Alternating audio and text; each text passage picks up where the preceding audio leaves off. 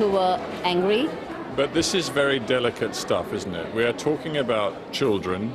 I mean, most of them here between 14 and now 18, but when they were with the Tigers, they were from 12, 13 through to 16, 17. These are kids, and you are having to tread in very sensitive areas of their psyche, of their very being. That approach, sir, I think was just love. The first, when I got to meet them for the first time, I remember just telling them that we love them. And it came without any reservation from my whole team. And they couldn't quite really grapple with that. And when we told them, we're here because we care. And down the line, one day they asked me, how much are you paid for this? And when we told them that we get paid nothing, there was a moment there of care really reaching over and healing. But is it also important to get them to talk, at least to a certain extent, about the past and about what they have done and what they were forced to do? That did not come very easy, especially from the girls, because I think from the stories that we have exchanged, mainly through drama, we act out real stories. And through this acting, you always find that the girls are the ones, in my opinion, who have actually been the more forced into, or the most traumatized, for a better word, by everything that has happened. And to have their hair cut and to have them brought in, that's the one story they all tell us, how their hair was cut off. And when we tried to groom them, and the brigadier recommended it, and I brought this very high-flown saloon from Colombo, they wouldn't let us touch their heads. They just put their hands like this. And then a girl raised out and showed me the cut she had around her neck, because, you know, they had been sliced off with a knife. It's hard sometimes to remember. As I look around the college campus now, and over there I can see girls playing volleyball, and on the other side of the field the boys are playing cricket. It is hard to remember that these children were fighters up to a year ago. And serious fighting, sir. There was a time when we wanted to do a game and this boy said, I can't because I have bullets in my stomach. The other girl who said, I am reading but I can't see because the vibrations have shattered her visuals. She doesn't look like she's blind, but she has big issues and kind of a degenerating eyesight. It's among quite a few of them. But for these children, what do you believe they will do when they do go home back to the Tamil north of this country? It's a question, sir, that is truly one of concern at this point.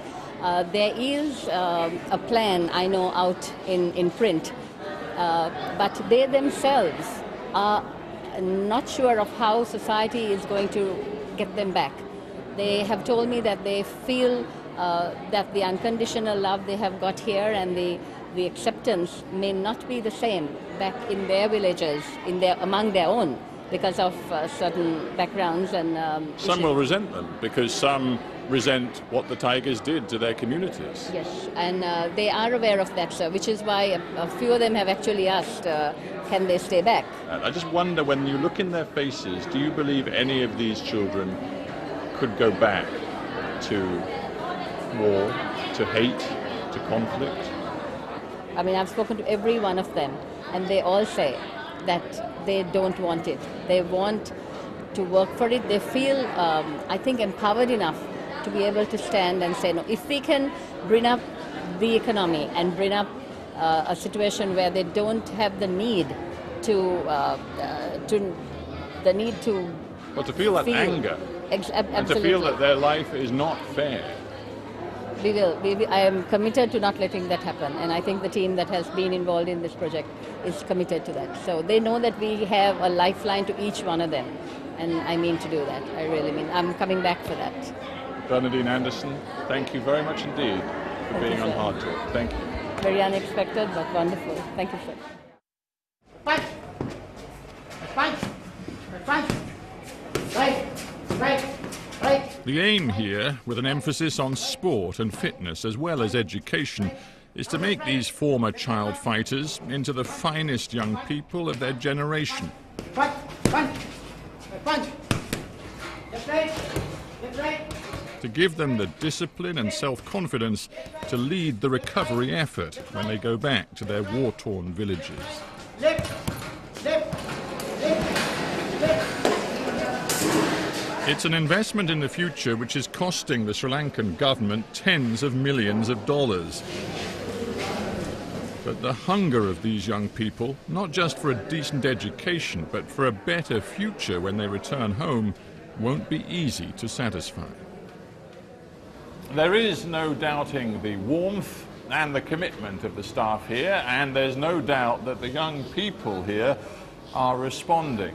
But there's no getting away from one simple fact. This rehabilitation program is overseen by the Sri Lankan military, the victors in a brutal war, and that raises serious questions. Brigadier Sudanta Ranasinghe, welcome to Hard Talk. Thank you. You are responsible for this rehabilitation program here in the Hindu College. The young people who are here, do you see them first and foremost as children or as ex-fighters? From the day they join me, they are children. And I have banned anyone calling them ex-fighters or child combatants or child soldiers or not even rehabilitees. You banned it? I banned anyone calling them because they are children, they are victims. And I consider them the children.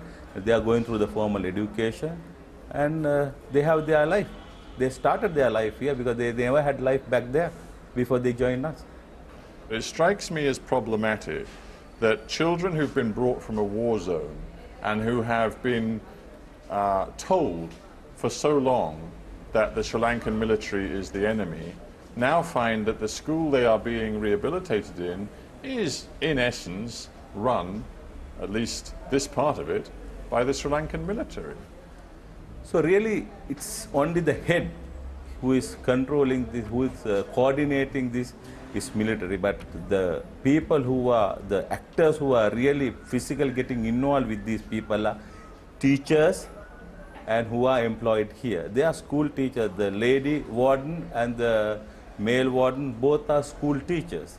And they are the teachers who are doing it, and the main responsible officer here is a volunteer officer who is really not 100% military. He has his civil street job and he's a volunteer man. I don't doubt their commitment, but I do think it's strange, for example, that during the course of today, going around the school, I have seen uniformed military personnel. At one point there were a few soldiers at that end of the school. I just wonder if that is appropriate given the circumstances in which these children have come to this school. Yeah, there is a security element here because these children were picked up from up north. They were brought to Colombo and their security is very important and I am responsible for their security as long as they are with me.